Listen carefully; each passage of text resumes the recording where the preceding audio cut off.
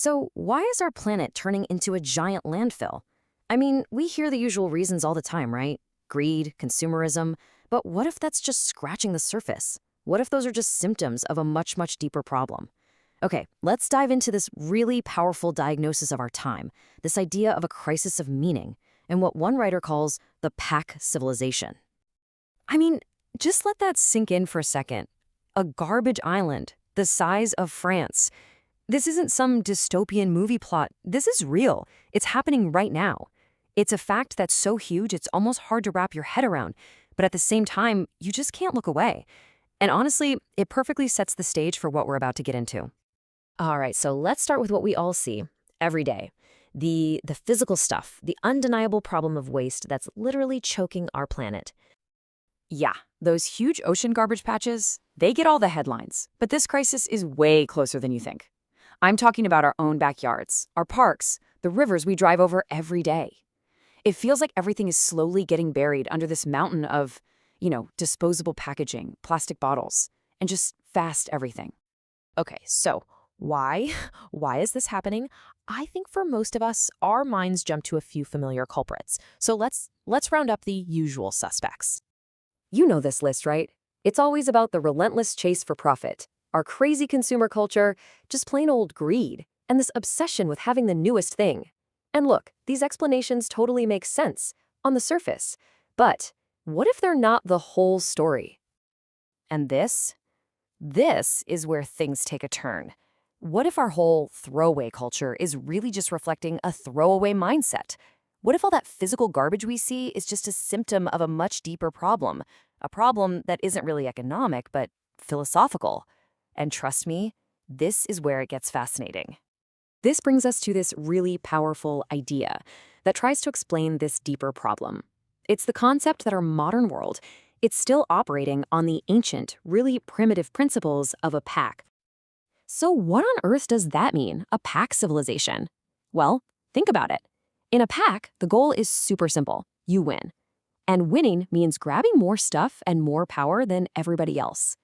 In that kind of system, things like quality or what happens in the long run, or any idea of a shared future, it all goes out the window. The only thing that matters is status. Status is the prize. And that motto, faster, louder, richer? Wow. It just perfectly nails the vibe of this pack civilization, doesn't it? It's this nonstop competitive race where success is all about how much you can pile up and who you can dominate. It's not about creating things or finding balance. The goal is just more, always more. Now, to really drive this point home, the author brings up a pretty stark modern example. They make the case that even horrifying acts of destruction can be twisted and framed as victories if the only thing you care about is boosting your status inside your own pack. It doesn't matter what the cost is, to human life, to culture, to the future, it's all about that internal win. Okay, so how exactly does this whole pack mentality lead to, well, breaking our world? The analysis actually lays out a simple but pretty brilliant formula to explain it. Let's break it down. So the idea here is that for any system to be healthy and sustainable, we're talking about anything from a single person to a huge corporation, or even our whole civilization, it needs 5 key things to be in balance. You've got volume, resources, time, quality, and the big one, meaning. When those 5 things are in harmony, the system works. It thrives. And this is where you can really see how messed up things get. In the pack civilization, every single one of those factors is totally thrown out of whack. Sustainable resources? Nope. They become exhausted resources. A long-term view gets crushed by the need for immediate gratification. And maybe most importantly, that core sense of meaning shifts. It's no longer about creating and serving. It's just about winning and dominating. The whole system is completely out of balance. And this is such a powerful idea. It brings us right back to the beginning. All that physical trash piling up, it isn't just trash. It's a metaphor. It's the physical proof of a deeper emptiness, a lack of a future, a lack of any real creative meaning. It's what you get when a system forgets why it exists and loses its connection to tomorrow. Okay, so if that's the diagnosis, what's the cure? I mean, how do we actually get out of this destructive pack mentality and find our way back to some kind of real purpose?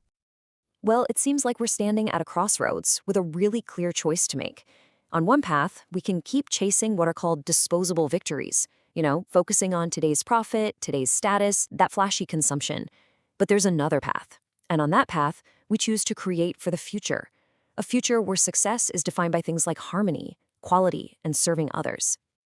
So, what it really boils down to is this: the way forward isn't a small tweak, it's a huge shift in our values.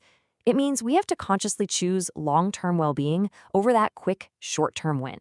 It means building our lives, our companies, our entire civilization around a genuine purpose, a purpose that's bigger than just us right now. It's about serving, developing, and caring for people we might never even meet, for a future we might never even see. And that brings us to the final, really powerful question the source leaves us with. A question I want to leave with you. What are we, as people, as Earthlings, actually losing when we turn our planet into ruins? What's the real cost of this pack mentality? When we choose to dominate instead of create, when we prioritize winning over everything else? What essential part of ourselves, of our humanity, gets thrown away with all that trash? It's definitely something to think about.